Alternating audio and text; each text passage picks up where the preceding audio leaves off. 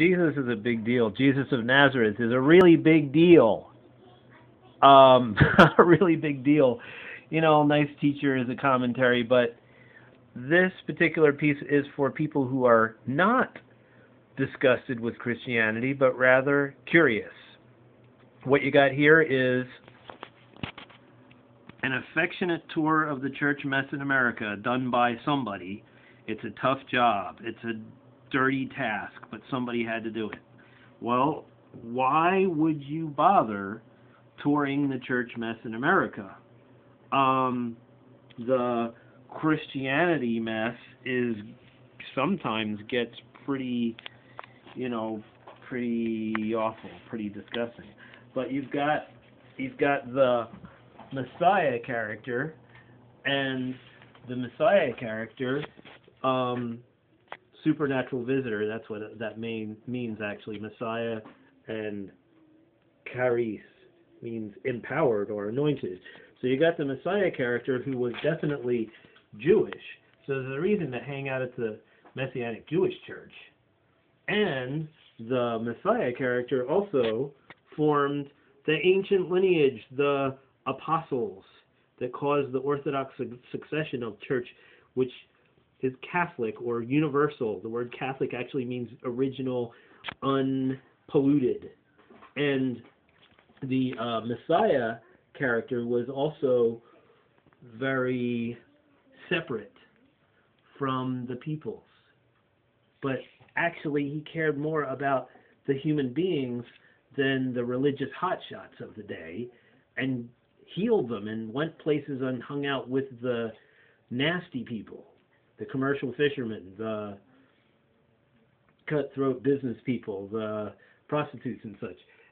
But at the same time, he lived and shared a common bank account with 12 guys for 3 years. That's crazy. I mean, even in that time. Sharing a common purse with 12 people. Pretty intense. And also, he was teaching his people. He didn't do any immersing. He was teaching them how to immerse in water. And this term means going out and saying, hey, amazing stuff is happening. Evangelical means good news. So there's a reason to visit the super evangelical church that focuses on telling people about the Jesus visitation. And it's certainly fascinating to hang out with people who have power, charis. The power was poured out on Shavuot or Pentecost. So Mashiach, Messiah, was all of that stuff. And that represents all kinds of places that you can go in and learn stuff for free. Regardless of what they might be doing wrong, each one of those places are amazing. You can actually just walk in there for nothing, and you'll be welcomed, and you'll learn things from these different kinds of people. I like hanging out with the plain folks. Their family powers are very amazing. So why would you bother doing those things?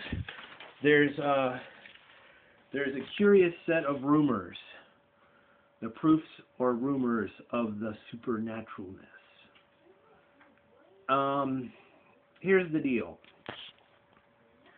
Predictions. Eyewitnesses to resurrection. Displays of supernatural powers.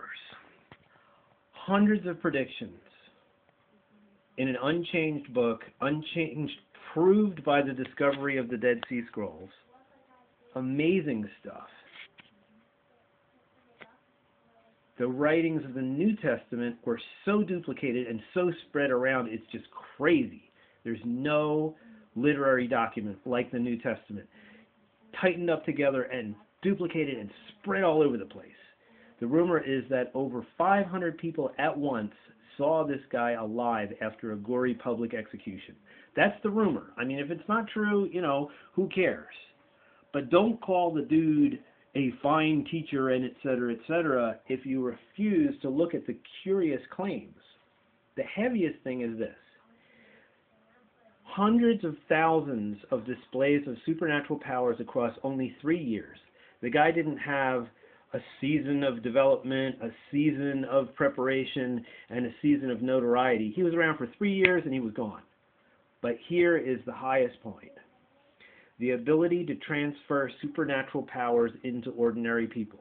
Have you ever known a commercial fisherman? They are cut to the chase people. The ability to transfer supernatural powers. Jesus, Yahshua, Mashiach, the rumor is that he transferred powers into the sent ones, who were nothing but commercial fishermen and cutthroat business people. Transferring supernatural powers into the, if you study in the Gospels, there's a story about him giving powers to the 12 guys and sending them out, and them coming back going, whoa, that's amazing. And then there's also the transfer of supernatural powers into 70 people, and they all come back and say, whoa, that was amazing. And then they go away, or he goes away, and he says, it's better that I go away because I will send supernatural powers to you from the spirit realm. On the day of Shavuot, which is the spring harvest, 300 people were immersed in water.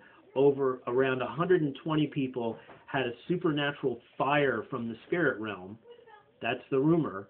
And they received a surprise language and the same powers of Jesus of Nazareth. The displays of supernatural powers in the hundreds of thousands are now in the millions and billions. And that transfer of supernatural powers has been happening from Jesus of Nazareth toward peoples for a really long time. And if you start doing your research, try finding Finger of God film and consider making an affectionate tour of the Church-Mess in America. And, well, there's some disgusting things in Christianity, but there's also some big surprises.